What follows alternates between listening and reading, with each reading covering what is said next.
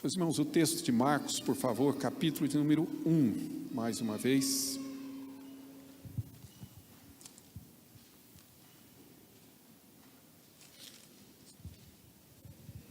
E nós vamos ler a partir do verso 21, por favor. Marcos 1, 21.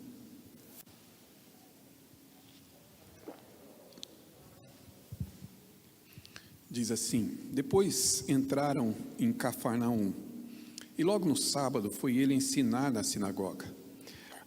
Maravilhavam-se da sua doutrina, porque os ensinava como quem tem autoridade, e não como os escribas. Não tardou que aparecesse na sinagoga um homem possesso de espírito imundo, o qual bradou: Que temos nós contigo, Jesus Nazareno? Vieste para perder-nos? Bem sei quem és, o Santo de Deus. Mas Jesus repreendeu, dizendo: Cala-te e sai desse homem. Então o espírito imundo, agitando violentamente e bradando em alta voz, saiu dele. Todos se admiraram, a ponto de perguntar entre si: Que vem a ser isto? Uma nova doutrina? Com autoridade ele ordena aos espíritos imundos e eles lhe obedecem? Então correu célere a fama de Jesus em todas as direções, por toda a circunvizinhança da Galiléia. E saindo eles da sinagoga, foram com Tiago e João diretamente para a casa de Simão e André. A sogra de Simão achava-se acamada, com febre, e logo lhe falaram a respeito dela. Então, aproximando-se, tomou-a pela mão, e a febre a deixou, passando ela a servi-los. À tarde, ao cair do sol, trouxeram a Jesus todos os enfermos e endemoniados. Toda a cidade estava reunida à porta. E ele curou muitos doentes de toda sorte de enfermidades. Também expeliu muitos demônios, não lhes permitindo que falassem porque sabiam quem era ele, ou quem ele era. Há poucos momentos, digamos assim, na história do nosso país, particularmente, pelo menos aqueles que viveram, em que nós tenhamos vivido um tal quadro de crise, digamos assim, em nossas autoridades constituídas. Nós não temos hoje confiança em nenhum dos nossos chamados poderes. Não sei se é assim que você se sente, mas é assim que as pessoas têm de fato visto. Nosso poder legislativo há muito tempo já deixou de ter algum tipo de credencial. Nós os elegemos, mas nenhum de nós se sente representado por eles lá. Eles, na verdade, não traduzem exatamente aquilo que nós esperávamos. Portanto, perderam completamente a sua autoridade. Poder executivo, então, sem muitos comentários, né? Há no Brasil uma expectativa meio messiânica de eleger um presidente que seja meio que salvador, e isso não acontecerá, porque não existe outro Messias, só Jesus Cristo, e todos os presidentes que tivermos trarão consigo essa carga, digamos assim, humana. Nós esperamos que talvez surja alguém com menos corrupção ou com menos, digamos, comprometimento em suas atitudes, em suas palavras, mas de alguma maneira nenhum desses que estão nos governando no poder executivo, seja ele municipal, estadual, federal, de fato demonstra exercer hoje algum tipo de autoridade.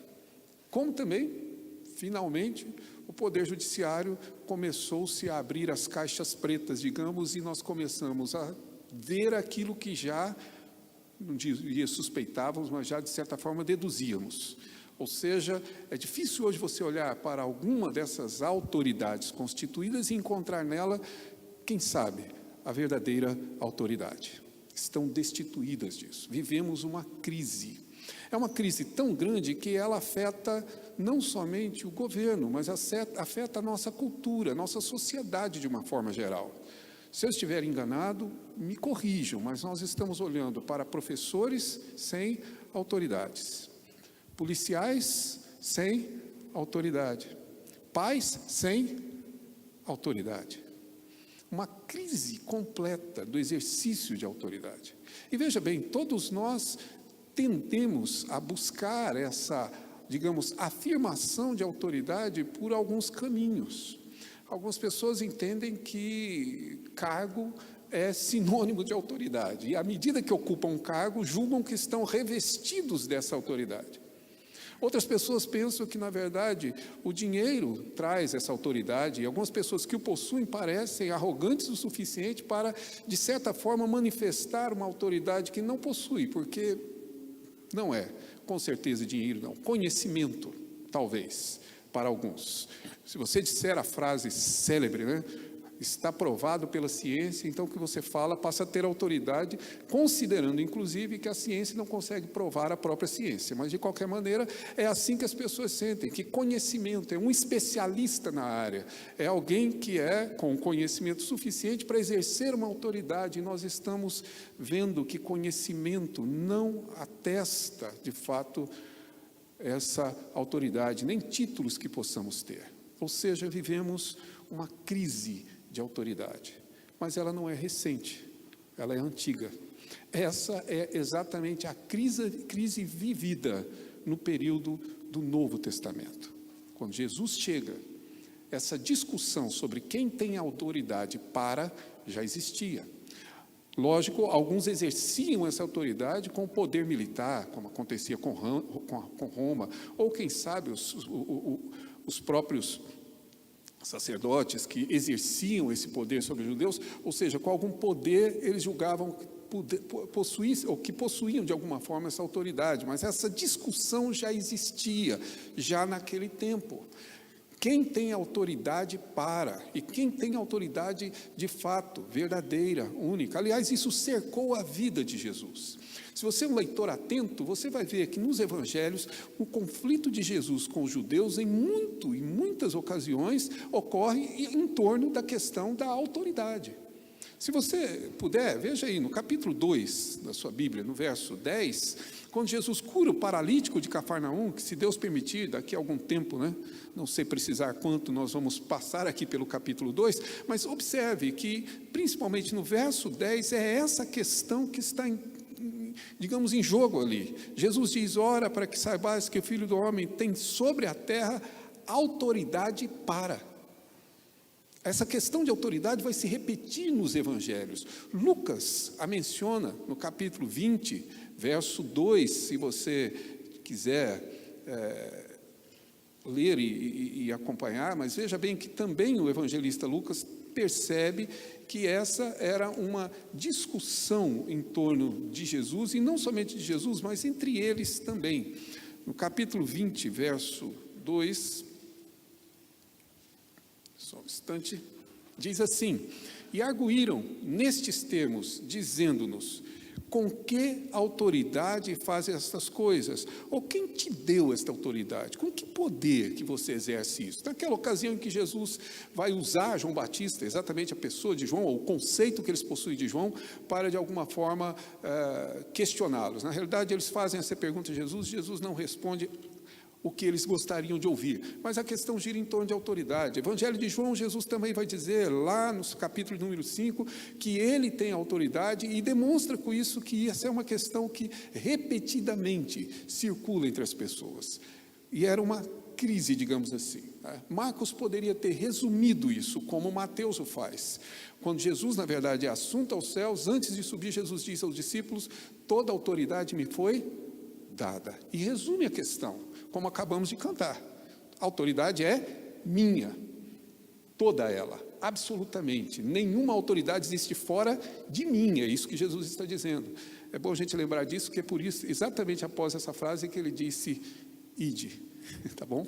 Então, lembrando, não está na Bíblia, poderia estar: manda quem pode, obedece quem tem juízo, ou seja, ele tem toda a autoridade e deu a ordem, mas é a autoridade que é resumida ali. Marcos, por outro lado, vai mostrar isso de uma maneira diferente, ao longo do Evangelho, e o início está aqui exatamente nesta narrativa, se você puder observar. Ele está voltando àquele tema original que eu já mencionei aos irmãos, marca esse Evangelho. A pergunta crucial é: quem é Jesus? Essa é a pergunta que o Evangelho responde: quem ele é, afinal de contas? Isso está evidente, se você puder observar. No verso 34 diz que, na verdade, Jesus não permite os espíritos malignos que falassem sobre ele, porque sabiam quem ele era. Percebem que é a identidade de Jesus que está aqui claramente demonstrada. Ou seja, a ideia de quem de fato é Jesus, é que cerca esse evangelho. E neste ponto em particular, Marcos, com muita propriedade, vai dizer que Jesus é aquele que possui toda a autoridade. É isso que essa passagem revela. Ele é aquele que tem autoridade. Se você puder observar, verso de número 22, todos ficam maravilhados por causa da sua autoridade.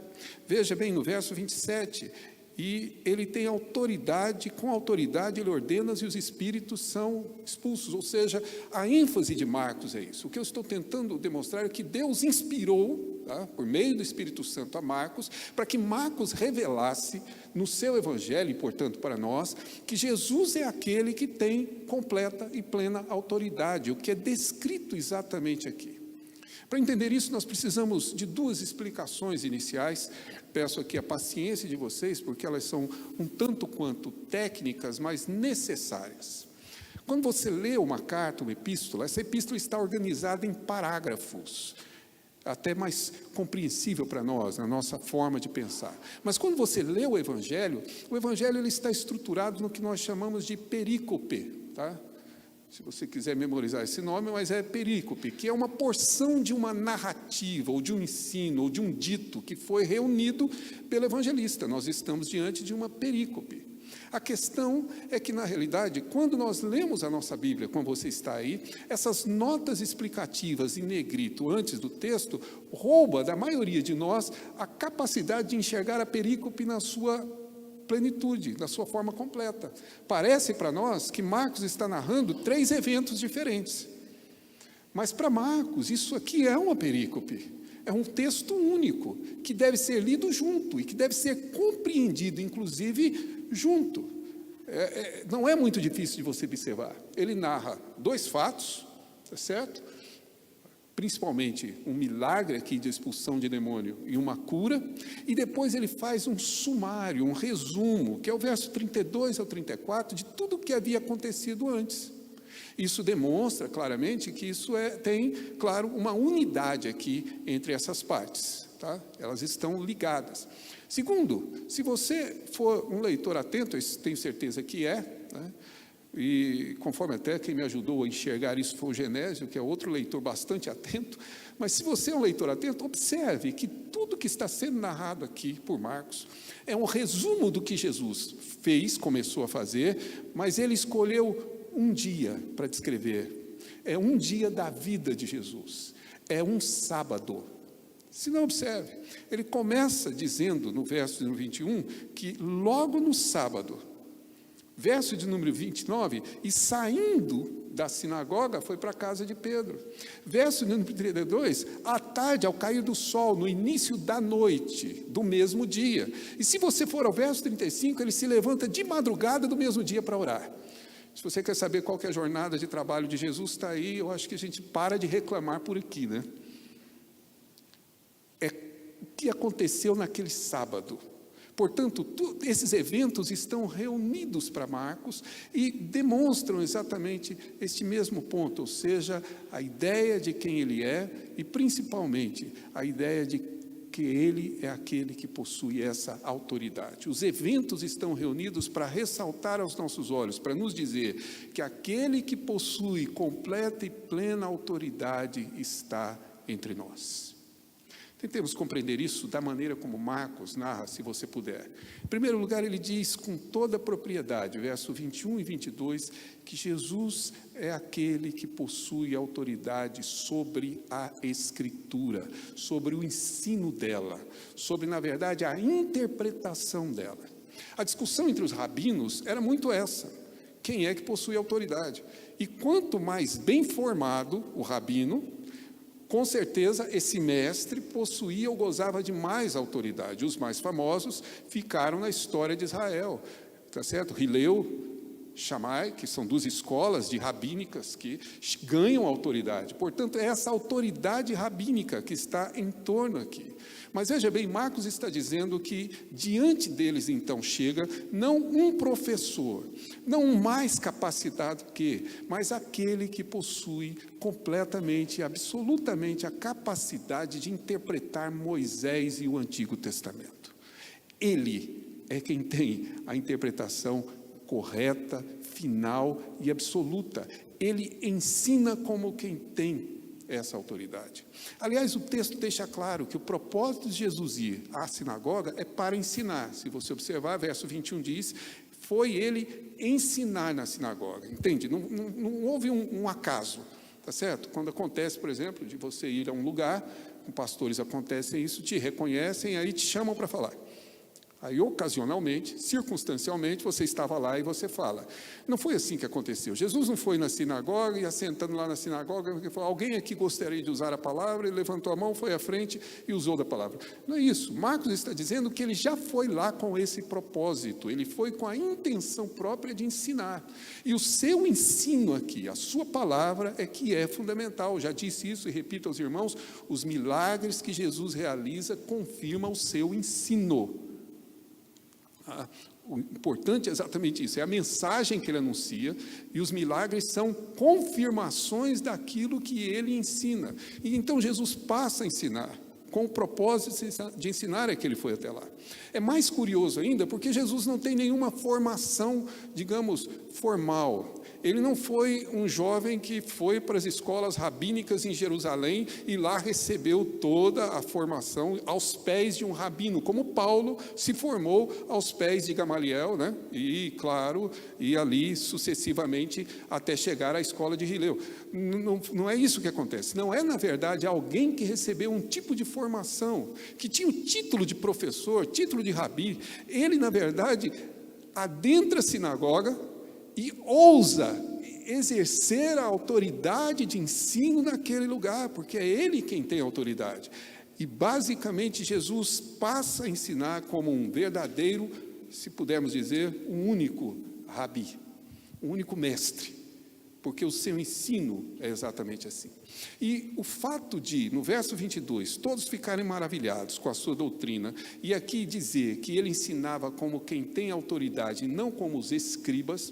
Escribas aqui são os doutores da lei, são os especialistas, tá, no Antigo Testamento, são os grandes exegetas, são grandes teólogos, são os grandes pensadores, aqueles que, na verdade, têm toda a autoridade para ensinar, mas Jesus ensina não como eles, porque Jesus ensina como quem tem autoridade. E essa comparação é para nos dizer, mais uma vez, que ele não é apenas mais um intérprete, ele é o intérprete. Ele não é apenas mais um mestre, ele é o mestre. Ele não é apenas o mais capacitado dos rabinos, ele é o único rabino, não há outro. Ninguém exerce, ninguém ensina como ele. Ninguém, na verdade, pode expor a palavra da maneira como ele expõe. E é isso que Marcos está saltando aos olhos de quem o lê. E quem o lê somos nós. Não existe verdade fora de Jesus. As palavras dele são verdade, as palavras dele são vida. Não existe mestre, não existe nenhum grande pensador, não existe nenhum grande líder, seja ele religioso ou não, que possa se comparar com o ensino de Jesus, que causou naquelas pessoas completa perplexidade. Ficaram maravilhados de ouvir a sua doutrina, de ouvir o seu ensino. E percebam, maravilhar-se aqui não é crer, tá? Lembre-se disso. A Escritura não está dizendo que o povo ficou, digamos, que eles passaram a crer em Jesus porque ouviram seu ensino. Diz que eles ficaram surpresos, maravilhados, mas não necessariamente fé. Mas a autoridade dele no ensino é claramente demonstrada. Ninguém ensina ou pode ensinar com o poder que ele ensina. Mas logo depois, veja bem, o texto dá sequência e mostra que ele, além de ter autoridade sobre, ou a partir aí do ensino, ou da escritura, ou da interpretação, essa autoridade que ele tem, para demonstrar essa autoridade, revela-se que ele também tem autoridade sobre os espíritos malignos.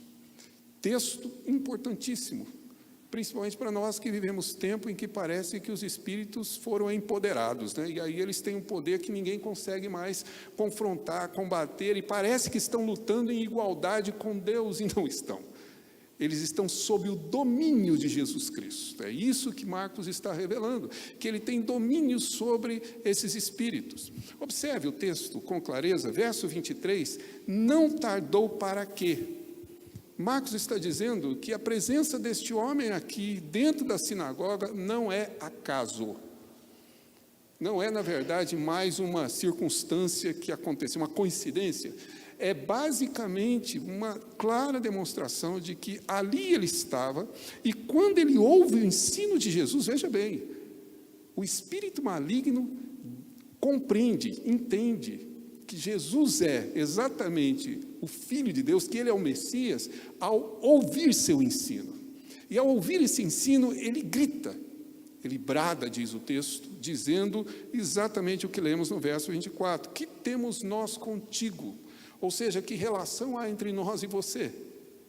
Nenhuma. E a pergunta é, vieste perder-nos? A ideia aqui não é bem uma pergunta, mas uma afirmação, claro, vieste para destruir-nos, porque há digamos assim, uma compreensão dos próprios espíritos malignos de que a chegada do Messias seria a sua destruição, ou na presença dele isso fica claro. Se você observar no capítulo de número 5, quando na verdade Jesus expulsa aqueles espíritos, que é no plural, que estavam exatamente sob o endemoniado de Gadara, é exatamente a mesma frase, vieste nos perder ou vieste nos destruir. Eles têm consciência de que a presença de Jesus significa a sua própria destruição, e por isso eles bradam, aqui ele grita de desespero, bem sei quem tu és o Santo de Deus, vieste para nos destruir.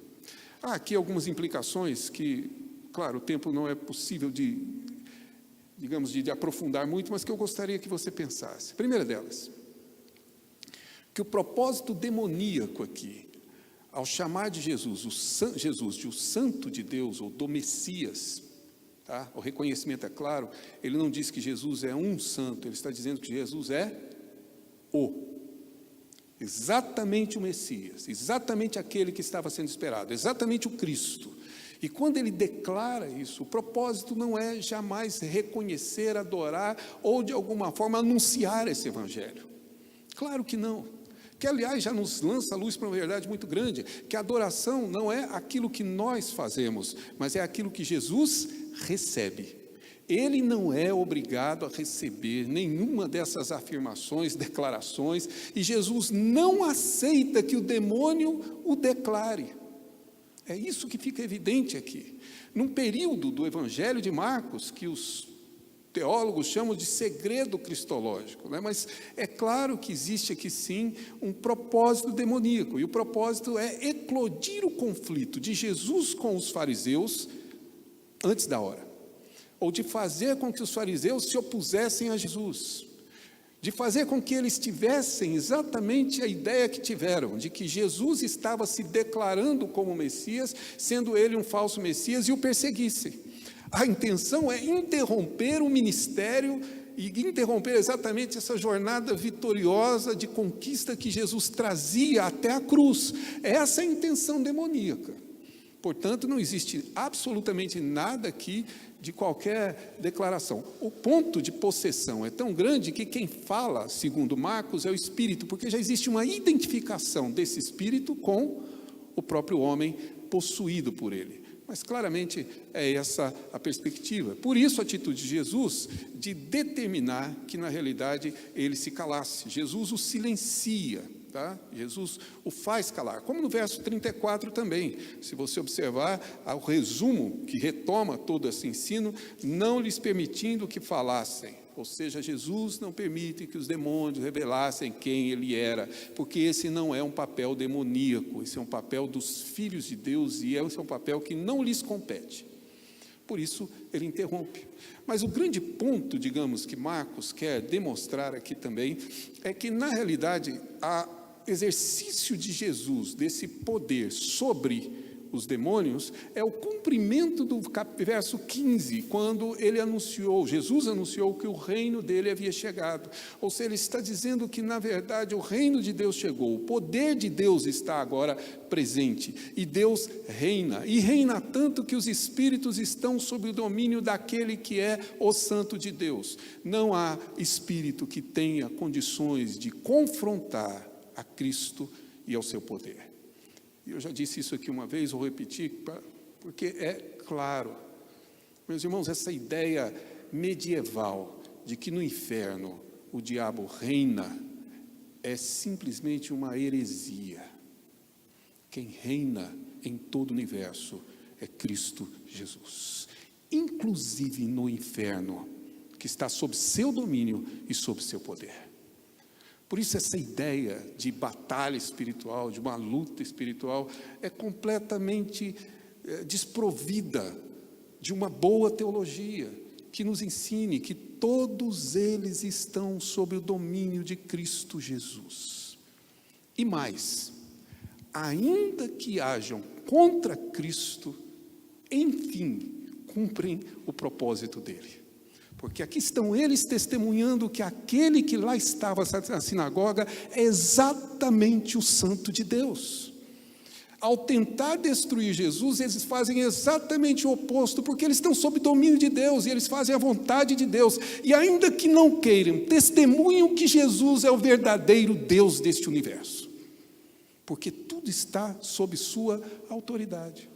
É isso que, de alguma maneira, Marcos tenta mostrar, ou tenta não, claramente mostra a cada um de nós, que ele exerce autoridade sobre todos. Ele tem autoridade sobre todo o ensino, mas ele tem autoridade sobre todos os espíritos. Por isso estão todos maravilhados e surpresos, porque até os espíritos lhe obedecem. Até os espíritos se submetem. Mas ele continua. E o texto que segue é a cura da sogra de Pedro. E eu vou evitar as brincadeiras com sogra neste momento, que o nosso tempo é curto. Mas é exatamente a cura da sogra de Pedro, que estava enferma. Aparentemente, a palavra autoridade não está lá, mas se você observar, bem verso 29, e saindo ele da sinagoga, foram com Tiago e João, e aí Marcos, que é cheio de detalhe, diz diretamente para. Ou seja, foi com o propósito de. E foi para a casa de Pedro, e foi para a casa, obviamente, aqui da sua, provavelmente onde a sua sogra estava, e ao chegar encontrou-a enferma. E o que temos aqui, segundo Lucas, na verdade, Jesus a curou de uma febre, que é médico, né? Lembre-se, Lucas podia fazer esse diagnóstico, então Lucas disse que ela foi curada de uma febre. Marcos, na verdade, tem uma outra, digamos, preocupação a nos mostrar. É a simplicidade como, na realidade, Jesus opera essa cura e ela está plena, absolutamente. Quando ele termina a narrativa dizendo que ele curou a sogra de Pedro, tomando-a pela mão, a febre a deixou, passando ela a servi-los. Estava tão boa que imediatamente ela começou a exercer suas funções, porque foi claramente uma cura definitiva. É essa a ideia de que ele tem domínio sobre as enfermidades, que inclusive vem no seu resumo logo depois, se você puder observar, verso de número 32, à tarde, quando o sol caiu, eles trouxeram a Jesus todos os enfermos, endemoniados. E veja bem, toda a cidade estava reunida à sua porta. E se você é curioso, como eu, pegue sua Bíblia e comece a notar quantas vezes aparece essa palavra todo aí, nesse pequeno resumo de Marcos. À tarde, ao cair do sol, trouxeram a Jesus todos os enfermos, que é um eufemismo, é claro, endemoniados. Toda a cidade estava reunida à porta e ele curou muitos doentes de toda sorte de enfermidades. Todo tipo de enfermidade está sob seu domínio. Todo tipo de, digamos, de problemas, digamos, de saúde e de todas as condições que existiam estão sob seu controle. Ele tem domínio sobre tudo e sobre todas as enfermidades. Não sei o quanto a gente tem dificuldade em entender que a pandemia tem sim alguém com autoridade sobre ela. Nós nem sabemos como tratá-la corretamente. Ficamos discutindo aqui essas minúcias, né? Desculpe a expressão, mas esse mimimi nosso de usa máscara, não usa máscara, faz isolamento, não faz isolamento, toma vacina, aí alguns preferem a desnatada, que é a Coronavac, outros preferem a outra que é um pouquinho mais forte, outros querem outras que não tenham de qualquer tipo de reação, e nós ficamos nessa discussão homérica, ora morrendo de medo, ora bancando o corajoso e quebrando todas as regras, achando que, na verdade, em algum momento a enfermidade, ou qualquer enfermidade, será dominada, controlada, porque a ciência em algum momento vai descobrir a cura. Qual cura? A ciência já trouxe. Enfermidades que haviam desaparecido, voltaram. Nada contra a ciência. É só o fato de que a pandemia nos ensinou que só existe uma pessoa com autoridade sobre as enfermidades. Só uma. E é essa verdade que estamos vivendo. É exatamente o, digamos, desmoronamento que aconteceu. Eu não arrisco dizer qual foi o propósito de Deus com toda essa pandemia. Não sou louco de fazê-lo. Mas eu concordo com um colega meu que disse que ele olha a sociedade toda arrogante, vivendo como se não necessitasse de nada, como se não precisasse de Deus, como se Deus não existisse, e Deus simplesmente fez assim.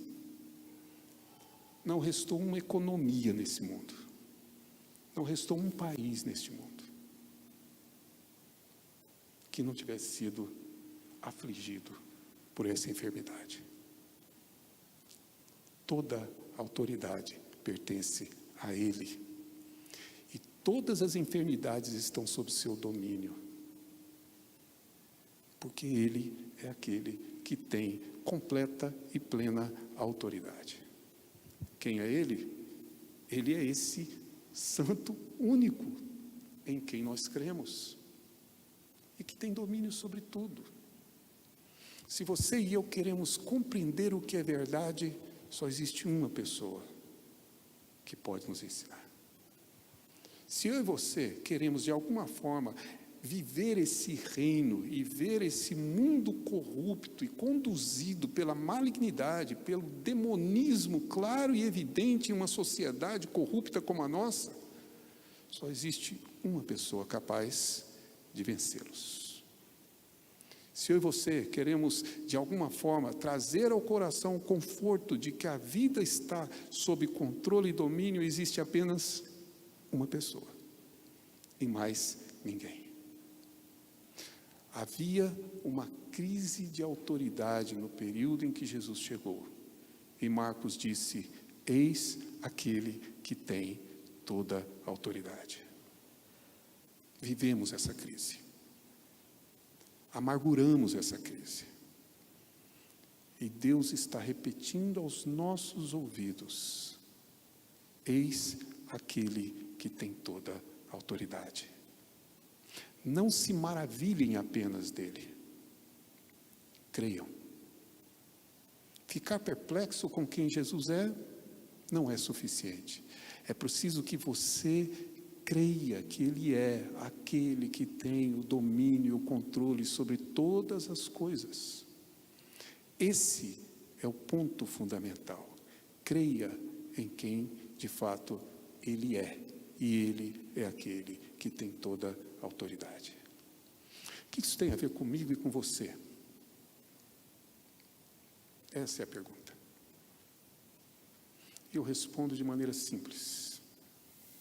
Levante-se aqui aquele que tem condições de conduzir a sua vida do jeito que deseja. Levante-se aqui alguém que tenha condições de dizer que sabe como controlar e conduzir e preservar a sua vida. Levante-se aquele que é capaz de dizer que tem o domínio sobre o seu futuro, que é capaz de determinar o que vai acontecer amanhã, que é capaz de determinar qual vai ser o destino dos seus filhos, que é capaz sim de dizer que terá emprego, e terá sustento, e terá, na verdade, tudo o que deseja no futuro. Levante-se quem for capaz de dizer isso. É isso que tem a ver com o que nós acabamos de ouvir. Quem tem autoridade para tudo isso se chama Jesus Cristo. E bem fazemos nós de fato, crer nele e andar com ele. Porque é ele quem tem autoridade em todos os nossos aspectos de vida. Aquilo que não está em nosso domínio. E se você é como eu, a idade vai chegando, você vai descobrindo que, na verdade, não tem domínio sobre nada. E o pouco controle que você tem, vai embora. Se você pensa e vive assim, entenda. E console-se, e conforte-se, e encha seu coração de esperança, porque você crê naquele que tem o domínio sobre tudo. Nem Satanás e os diabos, Satanás, diabo e os demônios têm qualquer tipo de capacidade de alterar o propósito e a vontade daquele que tem tudo em suas mãos. Não existe ninguém capaz de expressar a verdade a não ser ele. Não existe ninguém que seja capaz de conduzir a sua vida, senão ele. Por isso eu quero convidá-lo, mais uma vez, a cantar esse cântico que nós cantamos. E anunciar mais uma vez, dizer de coração que você se entrega a este que tem domínio sobre todas as coisas. A este que, na verdade, traz todo o universo sob o seu controle, domínio e poder. Que Deus seja louvado. E louvado não apenas pelas nossas vozes, mas por corações que se curvam diante do único Rei e Senhor do universo. A Ele seja toda a honra. Quero convidá-lo a cantarmos este cântico antes de orarmos e encerrarmos o nosso